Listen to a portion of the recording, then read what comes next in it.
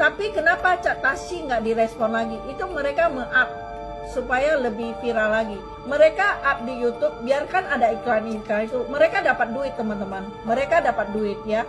Kalau saya asli, saya nggak ada YouTube. Yang masukin saya YouTube itu orang lain. Saya jadi nggak kebagian duit. Belakangan ini, nama Cimehong tengah menjadi buah bibir di mana-mana. Lantaran produk makanan yang dia jual diduga tidak higienis.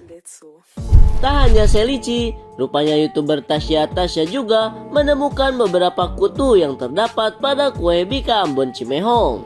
Sontak, video yang diunggah oleh Tasya pun viral. Ternyata, tim Tasya sempat komplain ke pihak Peak Baking House. Namun, sayangnya pihak Peak Baking House kurang merespon kritikan baik dari tim Tasya. Dilaporkan oleh beberapa media, Cimehong yang saat itu hadir dalam podcast bersama Melanie Ricardo mengaku enggan meminta maaf kepada para food blogger yang telah menjatuhkannya. Wanita keturunan Tionghoa itu merasa tuduhan yang dilontarkan untuknya hanya merupakan fitnah seolah-olah ingin menjatuhkan bisnisnya. Pernyataan itu sontak membuat Melanie bertanya kepada Cimehong apakah dirinya merasa benar dengan pemberitaan yang tengah viral. Menurutnya, para food blogger yang memberikan pujian terhadap makanan dan reviewnya pasti mendapatkan bayaran dari pemilik produk. Mewakili pernyataan dari para netizen, Melanie juga bertanya bagaimana bila Bika Ambon untuk orang yang komplain itu diganti oleh Cimehong. Sayangnya, Cimehong merasa tidak sudi untuk menggantinya.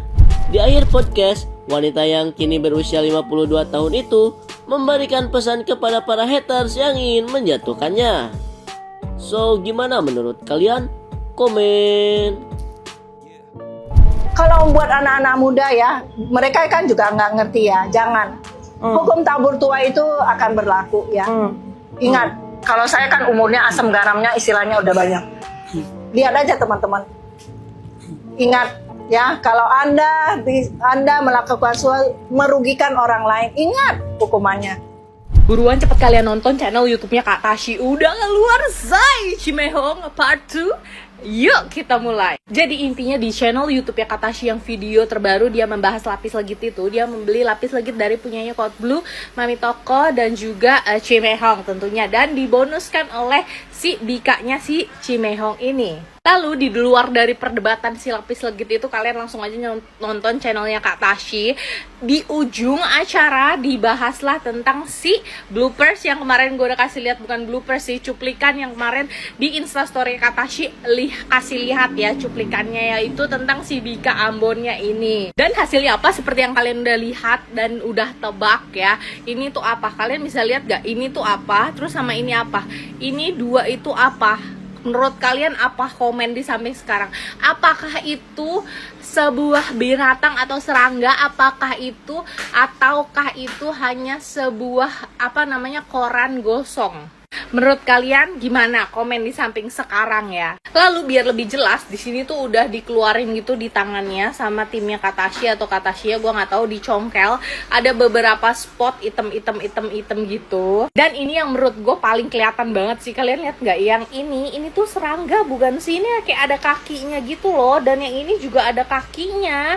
Ini kayaknya nggak mungkin bekas bakaran koran itu, kayaknya nggak mungkin banget. Dan gue lihat beberapa komen itu kayak waktu Kak Tasya buka Bikanya itu kayak banyak banget yang ngomongin kayak ada yang terbang gitu loh. Dan sebenarnya katanya timnya Kak Tasya udah reach out ke timnya Cimehong, terus dia bilang katanya itu bukan serangga. Seperti biasa itu bukan serangga, itu katanya hanya bekas bakaran koran gitu, kayak koran kebakar gitu. Menurut kalian itu bekas bakaran koran atau serangga? Komen di samping. Ayo gimana menurut kalian?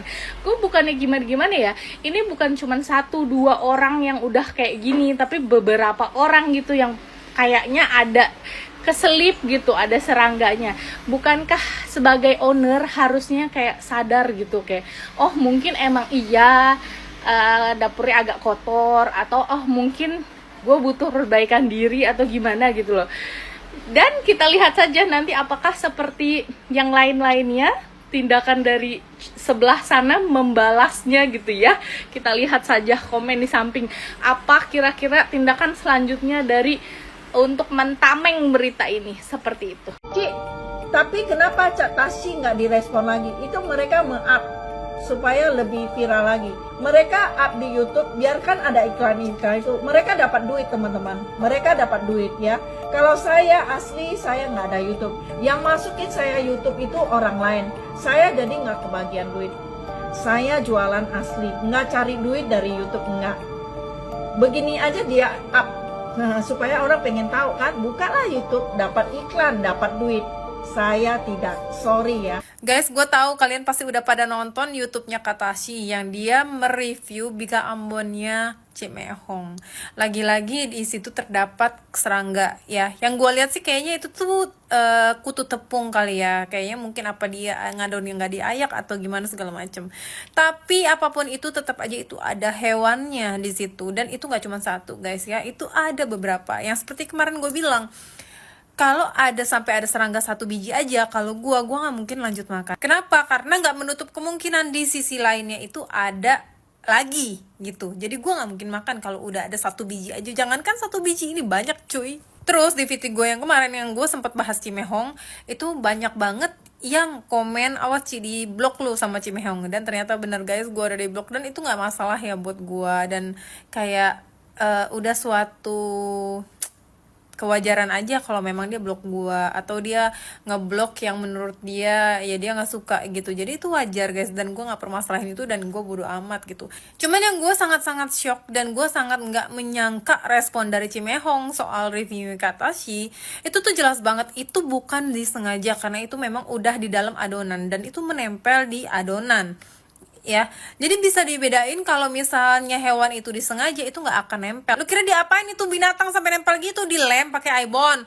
Apa Bika Ambon itu dikorek-korek dulu terus hewannya dimasukin terus ditambal lagi gitu? Nggak bisa cuy.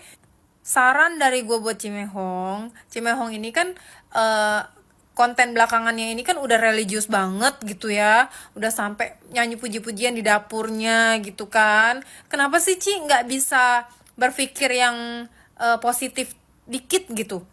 Harusnya lu tuh merasa bersyukur karena ada yang review dan memberitahu kalau memang ada hewannya di situ ya.